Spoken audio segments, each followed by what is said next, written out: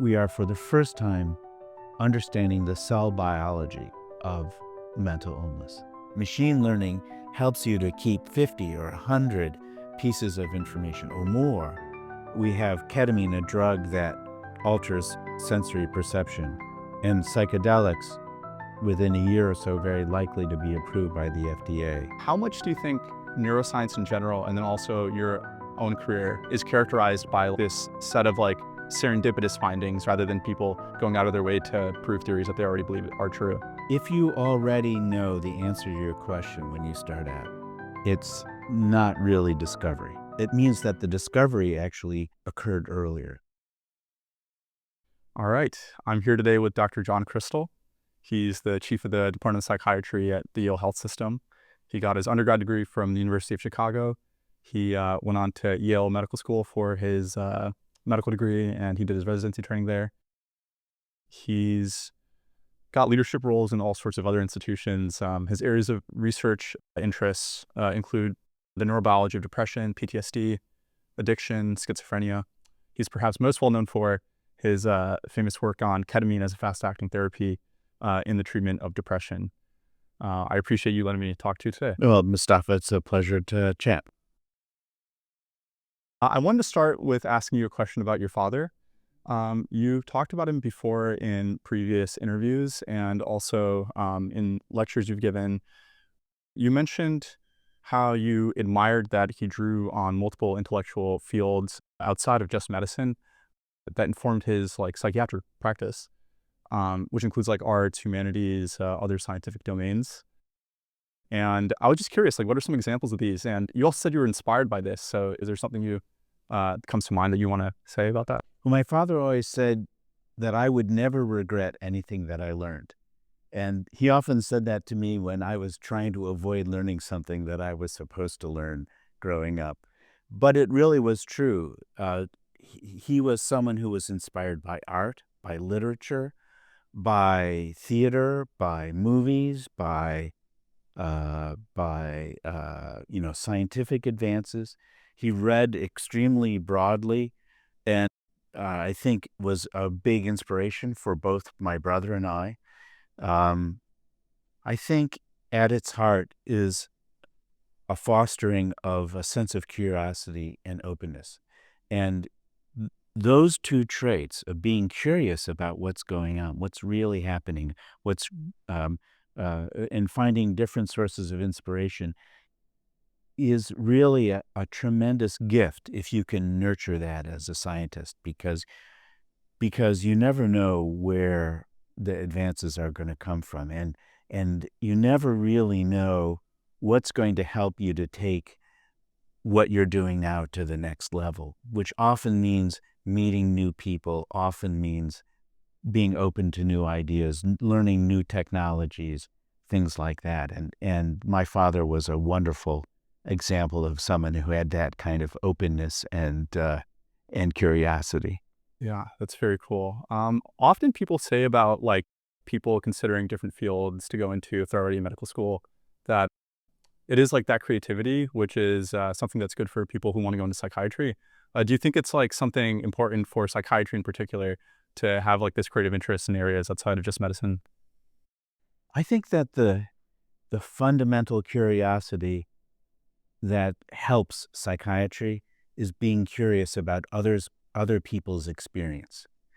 In other words, I think that you could be curious about science, you could be curious about biology, you could be curious about illness, and be a fantastic physician in any field. And I believe that being curious about people's experience is an asset in any area of medicine. But since psychiatry builds so critically on the relationships that you build with your patients, and relationships begin with curiosity and openness, right? I want to know what you're thinking and feeling. And I want you to be open to tell me when what I'm thinking about you is missing the mark. And so this kind of relationship is so central to psychiatry that those traits are very helpful. Interesting. One of the things that I thought was cool is that your father studied under Dr. John Dorsey, who was a student of Sigmund Freud, and that was pivotal for his decision not to go into cardiology but psychiatry instead. Right.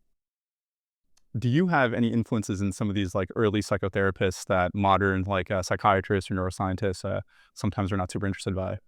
I read I read everybody. I mean, I've read Freud, and I've read, the some of the early psychologists that influenced the development of the fields of psychology and psychiatry. I was a psychology major in college. I was also interested in philosophy, and I took classes in philosophy, including philosophy of human experience and other kinds of ways of thinking about how people create their worlds around them. And so, uh, yeah, I'm very interested in that. And when we're done with the interview, I'll show you a picture of Sigmund Freud that was sent to Dr. Dorsey, and Dr. Dorsey passed it to my father, and my father passed it to me. Oh wow. Okay, very cool. Okay. And I guess this makes me wonder, have you ever considered other medical specialties outside of psychiatry? Like, what would you have gone into if it wasn't psychiatry residency? Well, in a way, there are two ways that I'm inclined to answer this question. One is that I'm kind of broadly interested in neuroscience, excuse me, as a field. So, although I'm a psychiatrist, I did extra rotations in neurology when I was in medical school, and I did some additional neurology when I was in residence. So I don't really see a sharp boundary between the fields of psychiatry and neurology. I think of these fields mostly differentiated by the sorts of problems that they tend to focus on, but the approach and certainly our organ that we study is the same. The other part is that I have always valued interactions with neurosurgery. So while I don't think I have the right temperament to be a neurosurgeon, I'm too impatient. But but I I I really value my collaborations with neurosurgeons, and and really enjoy what they bring to the table scientifically as well as clinically. But to tell the truth, uh, I also collaborate with radiologists and neuroimaging specialists, geneticists, et cetera. So, science has a way of both of bringing you together with people who are doing things very differently, and we all learn from each other. I think that, um, and this is kind of ironic because we were talking about my dad. One of the things that I discovered when I was an intern, which is a year that in psychiatry you spend rotating through various areas of medicine, and you're the junior member of the medical and surgical team. I enjoyed doing surgery. I really enjoyed interventional cardiology. And what I like about it is a little bit what I have nurtured in my development as a researcher in psychiatry, which is I like building a model, an idea about what's going wrong, at a very mechanistic level, and then giving a drug to change that. And that's a lot of what you do with when you're working in the ICU with patients. And I enjoyed that tremendously. I was completely surprised that I enjoyed it as much as I did. So if I was a completely different person with a completely different life history, I might have ended up as a cardiologist instead of a psychiatrist. Yeah, that's very cool. It doesn't surprise me actually that you took a lot of neurology rotations because like it is like so characteristic of your approach to psychiatry from like the lectures or the interviews that I've seen. You're just very interested in like the biological mechanisms of things. And that actually leads me to a question about like computational Yes. neuroscience. Um, which is something that a lot of people at Yale focus on, trying to characterize how the brain works. It's very high dimensional. It's a very difficult problem for people to try to solve. And so progress has occurred, but of course there's a lot of work to be done. And I'm wondering, everybody's talking about AI these days, right? It's becoming so much more prolific. Have you noticed ways in which AI seems to be helping make sense of some of this high dimensional data? Or looking forward, are you optimistic about the role of AI in helping characterize the way that the brain works? Yeah. It's funny. When I started out, um, uh, I had a wonderful class taught by a psychoanalyst where we derived ourselves all of the fundamental uh, statistical equations. And so from a very early point in my education, I had this feeling that these equations, the statistics we use, actually is part of my history of science course in college. Also had read the conceptual underpinnings of statistics. And the point of statistics, I thought, was to generate a number, but the point of statistics and math is to represent information. And so that what you appreciate is how equations express certain kinds of ideas, and more rigorously and more formally than other kinds of expressions. So I got interested in computational neuroscience as a way of trying to think more clearly about what was going on. And I got interested in it in the probably early to mid 90s. With the idea that when you represent circuits computationally, the activity of circuits computationally, then you often get some insight into something that you already knew, but you also get some unexpected insights. And the unexpected insights that you get from computational neuroscience or neurobiology, it's often the thing that doesn't fit that's really stimulating your work in a new direction. And so, so I was very inspired by people like Xiaoxing Wang and Terry Sanovsky and other people, these computational neuroscientists, who would model the activity of particular neural circuits, and I found that very useful, and eventually started collaborating with computational neuroscience to do that. AI is a remarkable tool that brings incredible power but incredible complexity. It gets a little harder with certain kinds of AI models to know exactly how the math is generating the result that you get. Like up until AI, you pretty much can backtrack back and forth between the answer and the questions, and you know how one generates one. And with AI, that starts to get to be complicated. But there are some ways that I think AI has the potential to fundamentally change clinical practice in psychiatry and in medicine. The first thing is that, as you probably know, humans can keep about 7 items in mind at a given time. Some people a little less, a few people a little more. But basically, what makes humans smart is our ability to prioritize those 7 things that we keep in mind at a given time. But ultimately, we can't keep that much information online. And so that constrains the kinds of problems that we solve well. Because if you need to keep 50 pieces of information online in your mind at the same time, you're going to fail.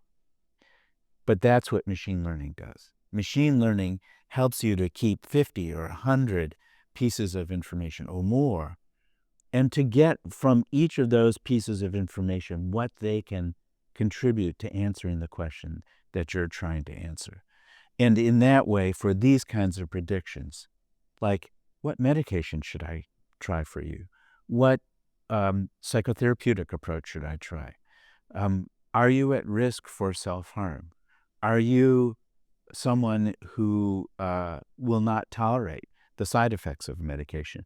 These are kinds of questions that I think we all believe AI will help doctors to do a better job of answering, and thereby better job of taking care of patients.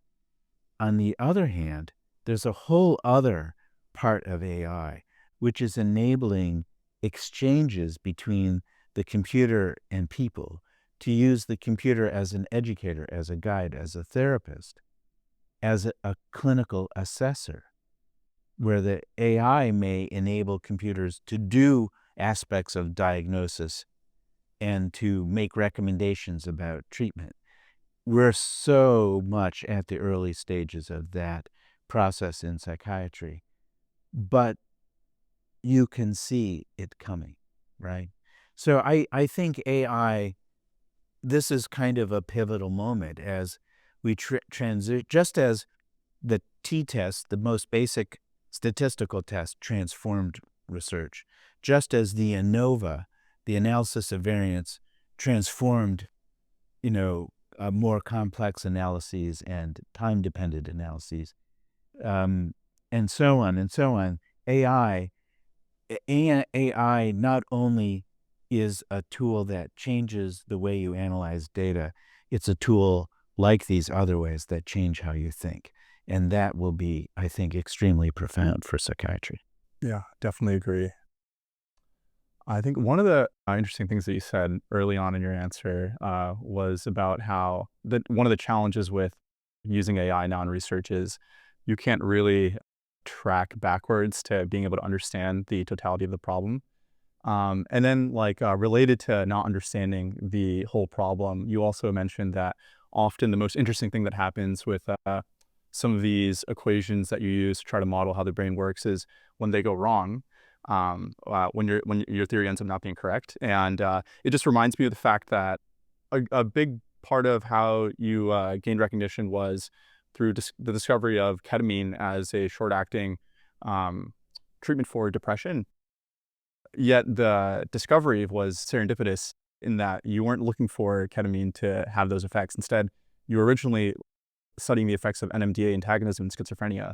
And so I just thought that was really interesting. And I guess I'm wondering, how much do you think neuroscience in general, and then also your own career, is characterized by this set of serendipitous findings rather than people going out of their way to prove theories that they already believe are true? Right.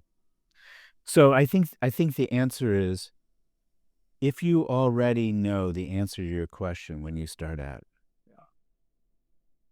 it's not really discovery. Yeah. Because then it means that the discovery actually occurred earlier than, and the experiment is a validation of something that you already know. And I think that there is a role for validation and replication in order to help us be confident that the findings that we generate are replicable, generalizable, true to some extent. And if you're at the bleeding edge of science, you are always going to be in a space where there's a part of the answer that you can predict and a part of the answer that you can't predict. This kind of discovery science, which can be genomics, right, or brain imaging, what area lights up, what genes are dysregulated, is a critical complement to the kind of usual, very controlled, very hypothesis testing experiment. And there are two things. One is that it's really critical even in the context of discovery science, to have certain kind of fundamental hypotheses. What I often think of as a conceptual framework for the work that you do. What is the framework within this kind of experiment has the capacity to advance knowledge? In other words, how can you recognize the discovery if it's sitting right out in front of you? In the case of our discovery of the antidepressant effects of ketamine, it is also a great example of teams and collaboration. My mentor and colleague, Dennis Charney, now the dean of the medical school at Mount Sinai, he had been studying the biology of depression for at least a decade by that point. And he had hit a crisis, a scientific crisis, which is that he had conducted a series of studies that showed that the neurotransmitters, ongoing availability of serotonin and norepinephrine were not necessary for maintaining normal mood. And that, for someone who had been studying the biology of these systems in the context of depression, was really a challenge.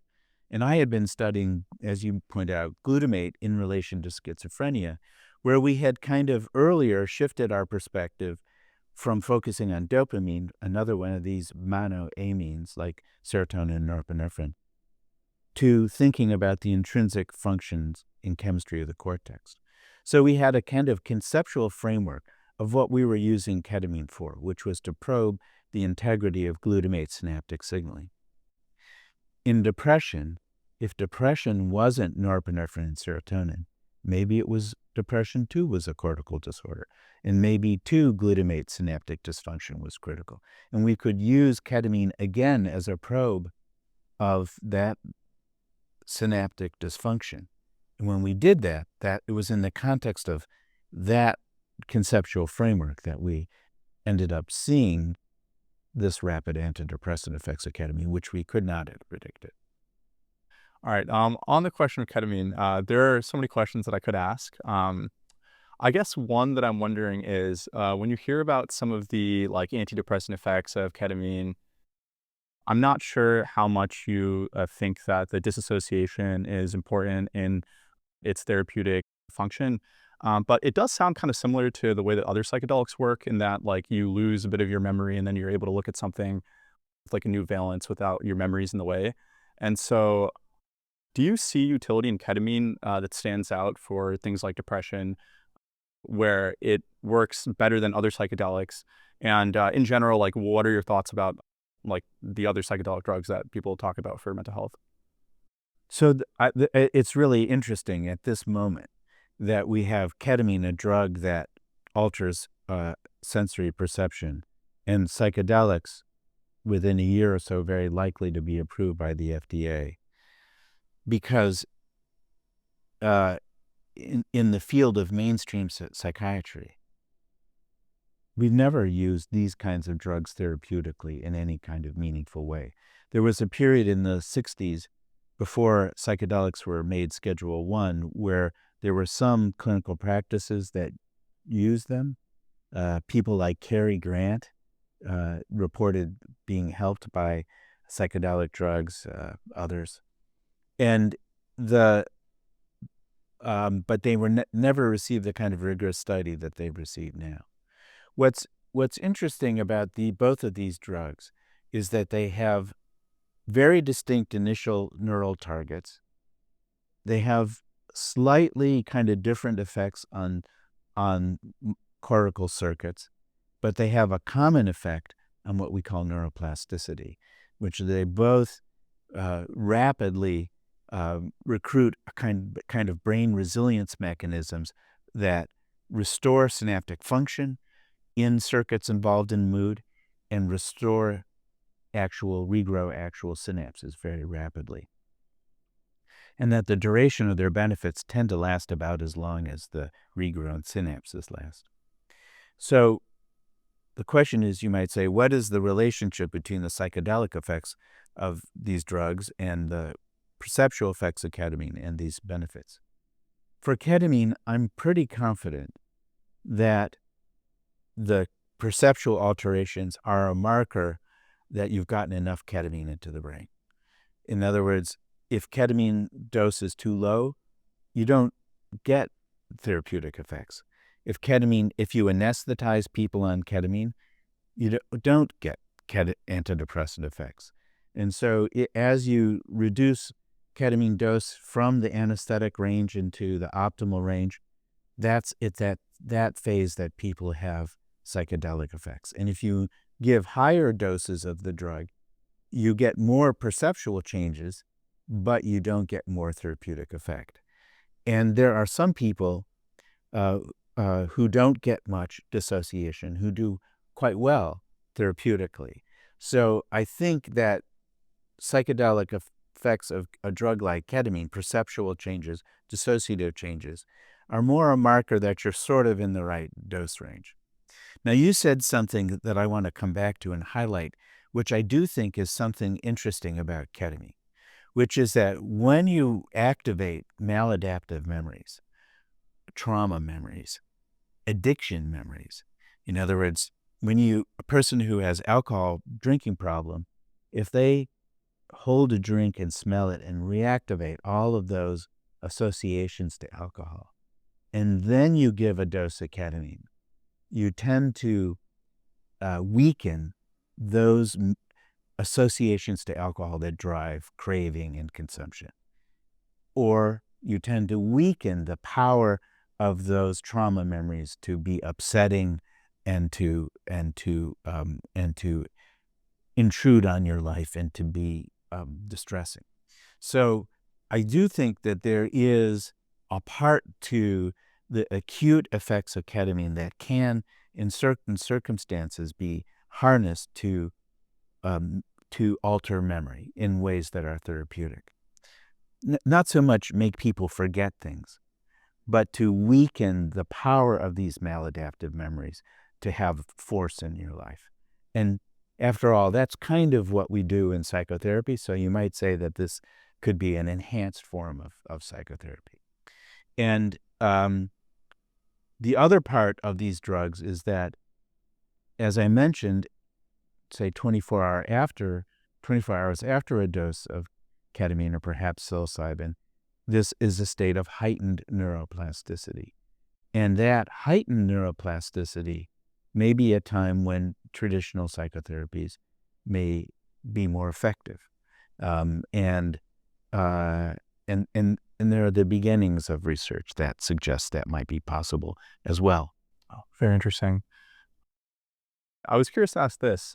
So you studied ketamine and spoken about it for like a decade and a half now. And so are there any recent changes in the past few years where you're thinking about it as evolved? Sure. Yeah. I hate to say this, but I've actually been studying ketamine since 1990. So, so that's a long time. But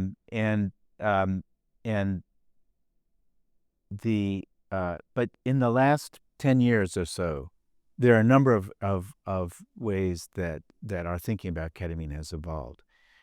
One of the things that I think is most exciting lately has to do with an appreciation about how neural and immune factors in the brain are interacting. So it turns out that one of the cells in the brain that's very involved in regulating synapses are the immune cells of the brain called microglia. So you have neurons, you have regular glia that are involved in this, we knew already, and then you have this other immune cell that's involved in synapses, and so that we think of depression, for example, often developing in the context of illnesses, cardiac disease, respiratory disease, renal disease, cerebrovascular disease, cardiovascular disease.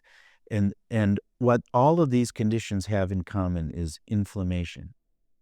And depression, too, subtypes of depression are associated with promoting not only inflammation in the brain, but inflammation in the body. And the crosstalk between the body and the brain we now understand to be more important than ever. So healthy diet, exercise, managing weight, um, uh, uh, um, could be part of managing inflammation in the body and help you to be more resilient with depression. Similarly, we have studied a drug called rapamycin, which is an immunosuppressant, which has the effect of changing the immune cells of the brain from states where they are inflammatory and eliminating synapses to states where they are neuroprotective. And in what we found is that if we combine the immunosuppressant with a ketamine, that a given dose of ketamine could last a little longer, and that might be helpful. So we've actually spun off a company called Freedom Biosciences, which is trying to develop that idea. Very interesting. It is cool to see, like, it seems like from multiple angles, people in like the neuroscience and psychology space are recognizing the role of inflammation in causing like mental health issues. And we're about 5 minutes past. Maybe I'll just ask one more question if that's okay with you. Okay. I have to get to my next. Okay. Well, I would just say for somebody that's younger, just entering into medical training, maybe they're interested in psychiatry, would you have any advice for them? Do it. Yeah. Psychiatry, for me, psychiatry is in the most exciting moment of its entire history. We are continuing to make progress in so many areas in psychiatry, from psychotherapies to community-based work to rehabilitation to treatment models. We talked already about how AI may be driving some kinds of progress. The thing that I find most exciting about this moment, though, is that that we are for the first time understanding the cell biology of mental illness. In other words, we are already at a stage where research is mapping the biochemistry of single cells in particular areas of the brain implicated in these psychiatric disorders and mapping that biology with a precision that we've never had before. It's still evolving science. And over the next 10 years, probably most of this research will tell us not only about single cells, but single cells in their place, in a particular layer of the brain, in a particular part, of the brain, and help us to have a deep, a sufficiently deep understanding of the cell biology of these illnesses, that we can use that knowledge in more concrete ways to map new treatments. One of the things that we really need are biomarkers. And not only biomarkers that tell us whether people have one kind of problem or another kind of problem, but whether they will respond to one kind of treatment or another kind of treatment. And we've seen with Alzheimer's disease, a psychiatric disorder, neurologists would say a neuropsychiatric disorder or a neurologic disorder, but that's the collaboration between the fields. We've seen with Alzheimer's disease that it started with being able to predict who would respond to the new medications that we have based on PET scans. And then they could do spinal taps. And then they could, soon we'll have blood tests. But unless you have the more fundamental understanding of the biology, you often can't move forward in this kind of chain of biomarker development. And I believe that that's where we will be in psychiatry, where a deeper understanding of the biology will take us to a point where we have a true ability to predict new treatment mechanisms and meaningful biomarkers that will help us to predict who will benefit from those new treatment mechanisms.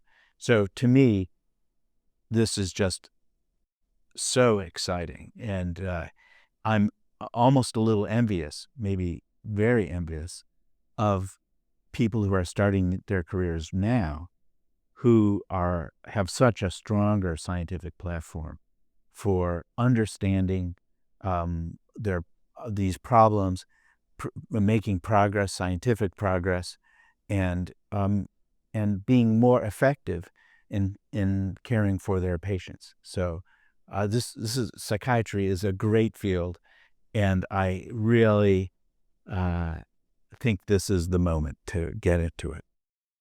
Yeah, very exciting times for psychiatry. Anyway, thank you so much. I appreciate you letting me interview today. My pleasure, Mustafa. It was great to talk.